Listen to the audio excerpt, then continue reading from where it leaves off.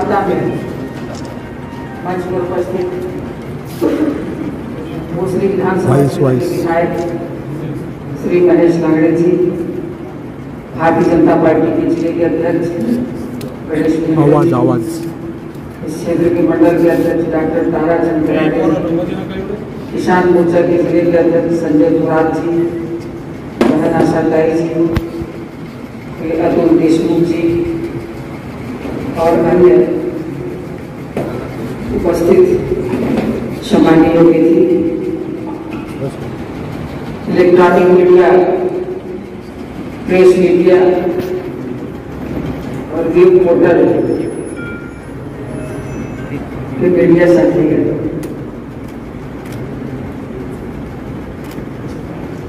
सर्वप्रथम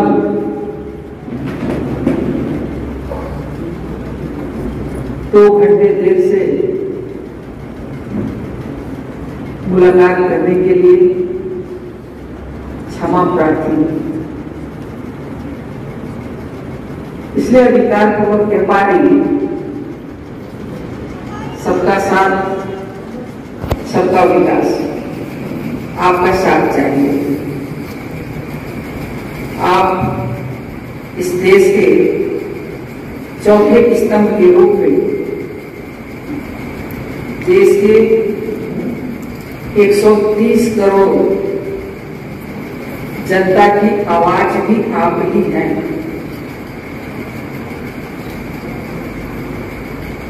और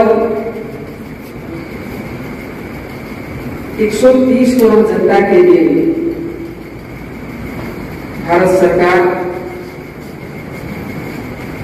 अपने स्कीम और विभिन्न प्रकार के अभियानों के माध्यम से जो कार्य करती है, आप मीडिया के माध्यम से उसे असली जामा को पहनाते हैं। आप सबको नमस्कार। ये जो क्षेत्र है छत्रपति शिवाजी महाराज का क्षेत्र है, संत गुरु ज्ञानेश्वर महाराज जी का क्षेत्र है, श्री राजगुरु जी का क्षेत्र है, महादेव भीमाशंकर जी का प्रांगण है।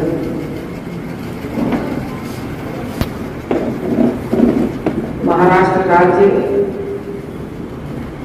इस क्षेत्र, इस प्रदेश में अनेक क्रांतिकारी वीर पैदा हुए,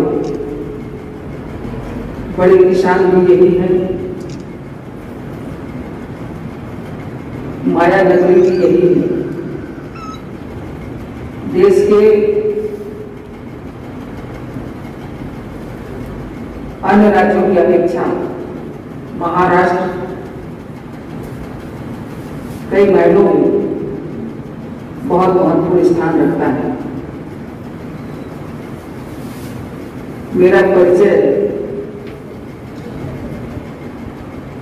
अनाउंस करने वाली बिटिया ने बताया।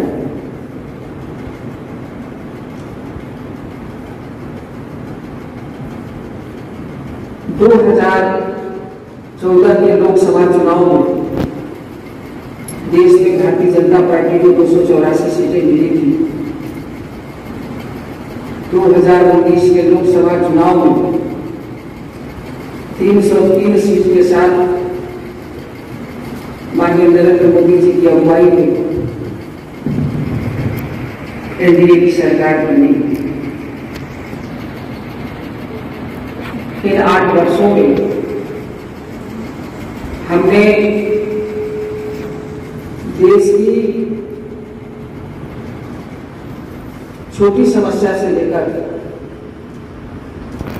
बड़ी बड़ी समस्याओं का निदान किया है, समाधान किया है। देश में अभी भी बहुत कुछ करने की जरूरत है।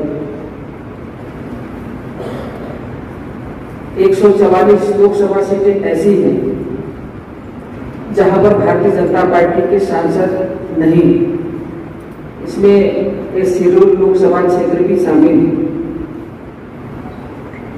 जहां भाजपा नहीं वहां विकास नहीं। इस क्षेत्र में तमाम विकास की संभावनाएं हैं। आज पूरे दिन मैं भारतीय जनता पार्टी के नेताओं के साथ, कार्यकर्ताओं के साथ, चुने हुए जनप्रतिनिधियों के साथ ज्ञानेश्वर महाराज जी के मंदिर, उनके समाधि स्थल, सेना के रिटायर्ड जवान, भारतीय जनता पार्टी की सरकार केंद्र में है। हम पिछले 8 वर्षों से उनके लिए कई स्कीमों के माध्यम से काम कर रहे हैं। तो लाभार्थियों के साथ भी चर्चा हुई। विश्व हिंदू परिषद द्वारा चलाए जा रहे वनवासी बच्चों के स्कूल में भी हमने मुलाकात की। आज ये 11वां कार्यक्रम है। आपसे मैं चर्चा कर रही हूं। तो इस क्षेत्र में जनता की बहुत पुरानी डिमांड है। ये दिन भर में मुझे समझ में आया। अब उन समस्याओं के लिए भी हमें काम करना है। तो इस क्षेत्र में भारतीय जनता पार्टी को मजबूत करना पड़ेगा।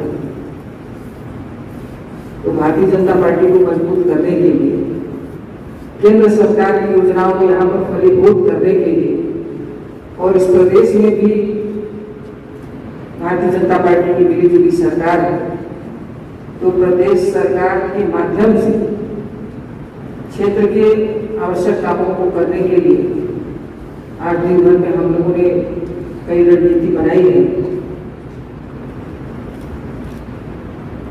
अभी आज दिन में जितनी भी संस्थाओं में मिली है, अधिकतर लोगों ने बैलगाड़ी दौड़ वो पूरा प्रारंभ करते किए जाने की बात कही है।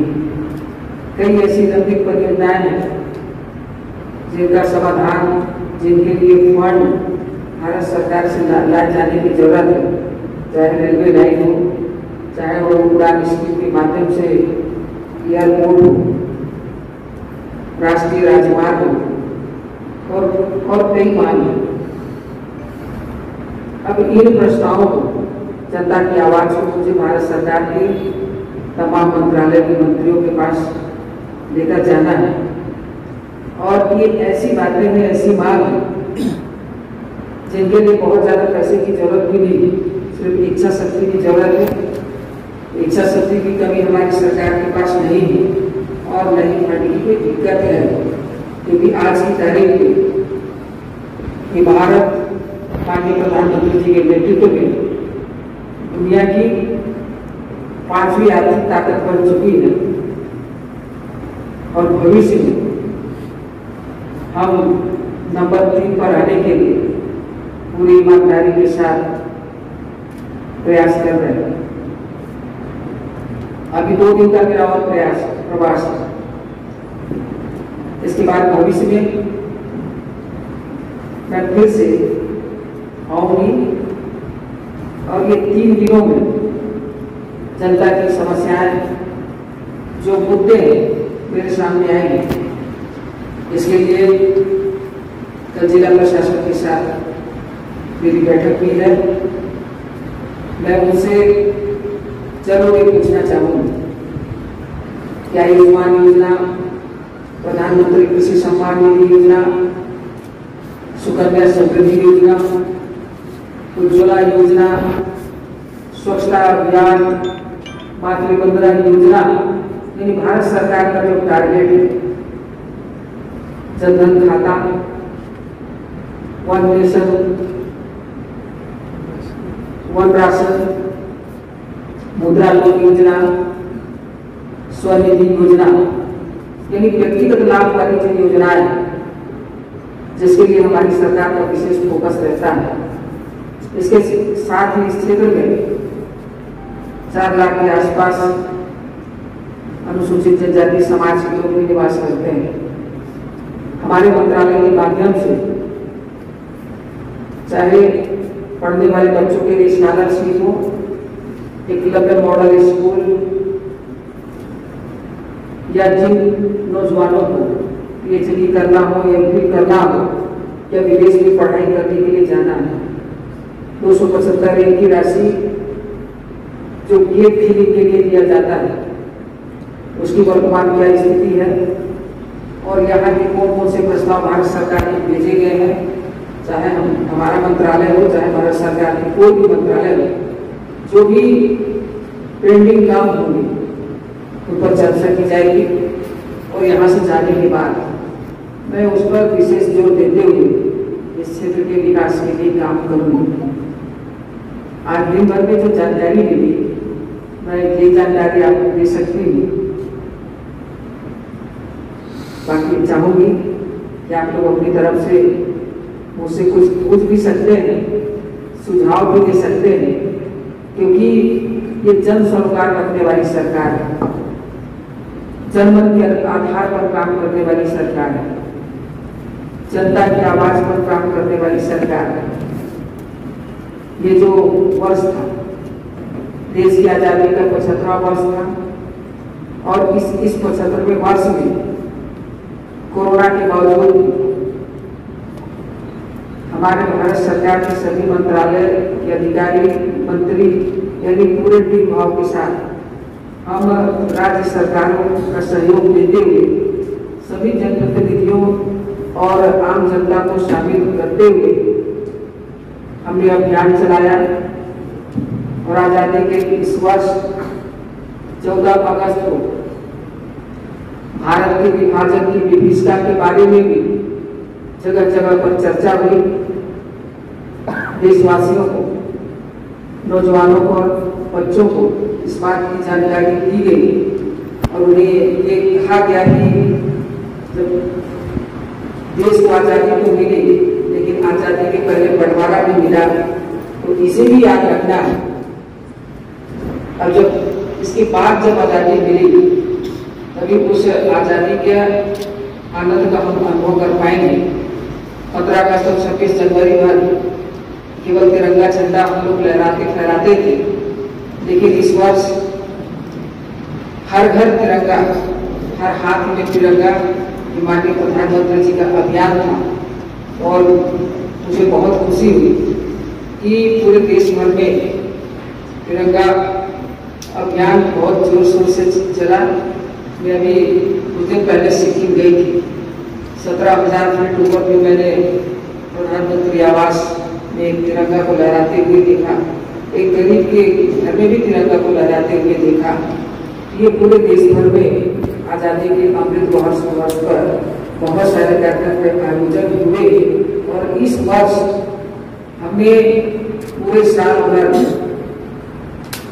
देश को और आगे ले जाने के लिए माननीय प्रधानमंत्री जी की अगुवाई में बहुत सारी बैठकें हुई और ये तय किया गया कि 2047 में जब देश की आज़ादी के 100 वर्ष पूरे होंगे तो आज जितने प्रकार के हमारे देश में कमियां हैं, चाहे बेरोजगारी हो या तो फिर अशिक्षा हो, कहीं कहीं जागरूकता का अभाव रहता है, ये सब कमियां दूर हो जाएंगी और हमारे नौजवान, हमारे बच्चे जिस विकसित भारत की कल्पना करते हैं कि हमारा देश अमेरिका से आगे निकलना चाहिए, चीन, जापान, फ्रांस जो विकसित राष्ट्र उसके बराबर आना चाहिए, तो सिर्फ उसके बराबर ही उनसे भी आगे निकलने की हमारी कल्पना है और उस विजन में माननीय प्रधानमंत्री जी के नेतृत्व में काम किया जा रहा है।